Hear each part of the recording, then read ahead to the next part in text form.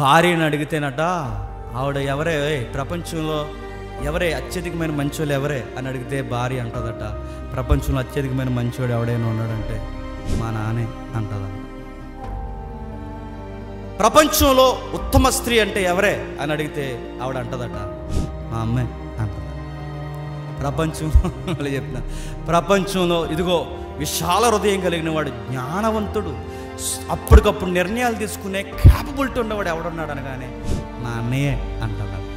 వీడు ఎంతసేపు చెప్పినా ఎవరి లిస్ట్ చెప్తే చెప్పండి. అది ఇదే బుద్ధండి. ఎవరు చెప్పనా పరిశీలి.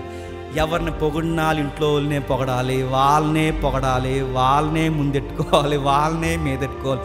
పొరపాటున ఎవరైనా వాళ్ళ కాకుండా వేరొక పాత్రలు తెర మీదకి వస్తే వీళ్ళకి కళ్ళు పచ్చగా అయిపోతాయి. నడుపుతుంది. ఈ బుద్ధి ఎవరికైనా ఉంటే మీరెవరు పిల్లలు చెప్పండి, చెప్పరు. ఎందుకు చెప్పరు? అదే బుద్ధి కనుక చెప్పరు. ఎందుకు చెప్తారు? ఆ నేచర్ ఒప్పుకోదు.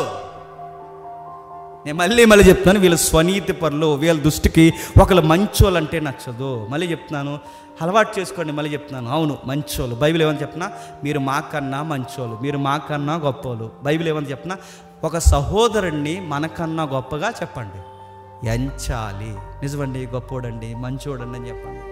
యోహాను సువార్త 5వ అధ్యాయం 44వ వచనం, అద్భుతీయ దేవుని వలన వచ్చిన మెప్పును కోరక ఒకని వలన ఒకని మెప్పు పొందుచున్న మీరు ఎలాగూ నమ్మగలరు? నేను తండ్రి యొద్ద నేను మీ మీద నేరము మోపుదునని తలంచుకుడి. మీరు ఆశ్రయించుచున్న మోసే మీ మీద నేరము మోపును. అతడు నన్ను గూర్చి రాసిన గనక మీరు మోసేను నమ్మినట్టయినా నన్నును నమ్ముదురు.